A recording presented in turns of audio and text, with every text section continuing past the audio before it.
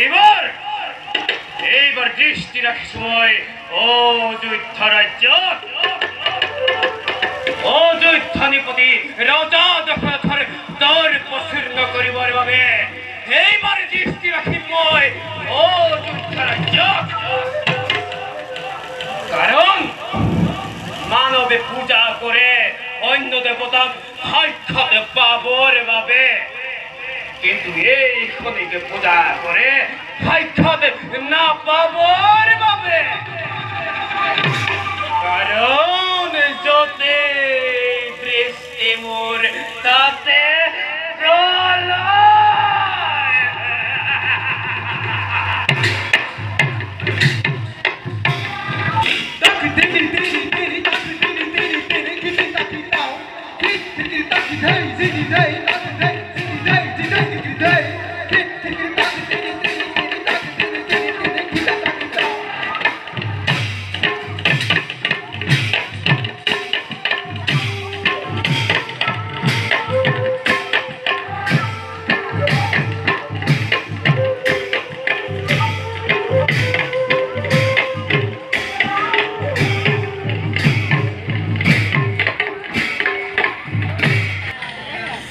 যতে পরে গই গ্রহপতি শনির পূর্ণ দৃষ্টি তাতে মারি মরক অকাল দুর্ভিক্ষ শুনা যায় প্রজার কাতর আর্তনাদ এইবার পূর্ণ দৃষ্টি মোর অযোধ্যা রাজ্য অহংকারী রাজা দশরথ কাহানিও করা নাই শনির পূজন না জানি রাজা দশরথে এই গ্রহপতির মহাত্ম্যর কথা অহংকারত উদ্ধত হই মত্ত হই আছে বিষয়ৰ ভোগ বিলাসত খুন হেৰো জাতাভিমানী মত ৰাজা দশৰথ যিদিনালৈকে তই এই শনিৰ নপঢ়িবি শৰণ বৃষ্টিপাত নহব কদাপিতো তোৰ অযোধ্যা ৰাজ্যত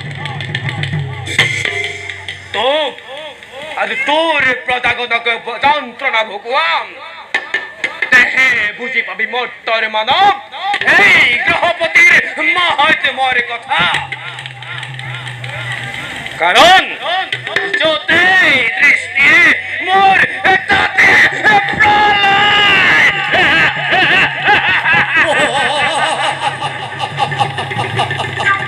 গ্ৰহপতি শনি দেবতা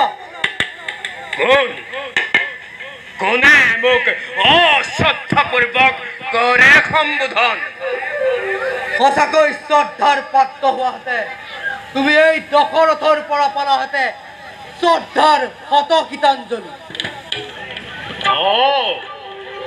ৰজা দশৰথ অযোধ্যাধিপতি কোৱা গ্ৰহপতিৰ শনিৰ পাশে অহাৰ কাৰণ আত্মপৰিচয় দিবলৈ অজৰ পুত্ৰ ৰাজা দশৰথৰ আকৌ আত্মপৰিচয়ৰ কিবা প্ৰয়োজন অন্যায়ৰ বিৰুদ্ধে প্ৰজাৰ কল্যাণৰ অৰ্থে অযোধ্যাৰ নৃপতি এই দশৰথে কিমান ভয়ংকৰ ৰূপ ধাৰণ কৰিব পাৰে তাৰ পৰিচয় দিবলৈ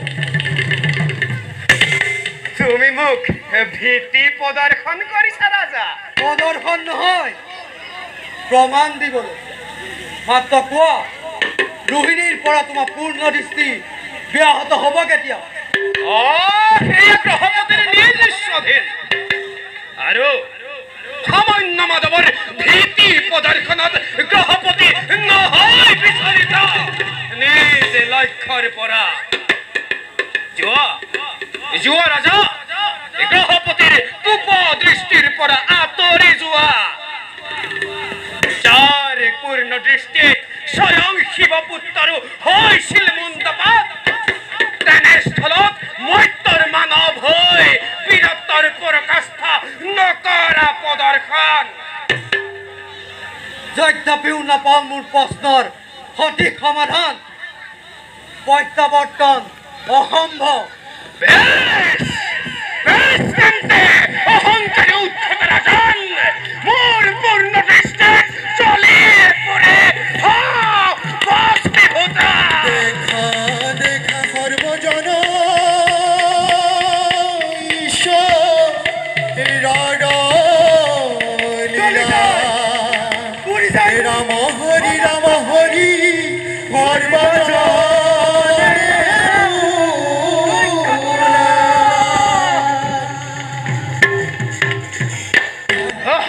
সাবধানী গ্ৰহপতি গৰুৰ নন্দন জটায়ুৰ বৰ্তমানত অন্যায় কদাপিতো নোৱাৰা কৰোঁ।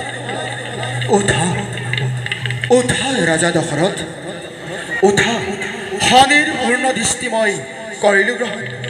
উঠা দশৰথ উঠা, জাগ দশৰথ জাগ, জাগ দশৰথ জাগ।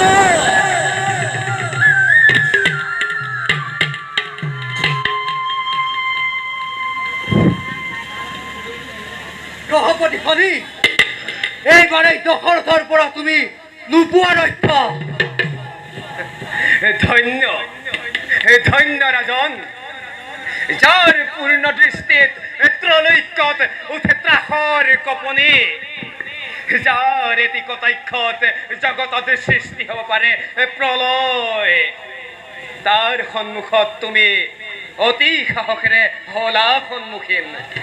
তোমাৰ বীৰত্বক প্ৰশংসিছো ৰাজন। শুনা ৰাজা দশৰথ, আদিত্য পুত্ৰ মই গ্ৰহপতি শনি,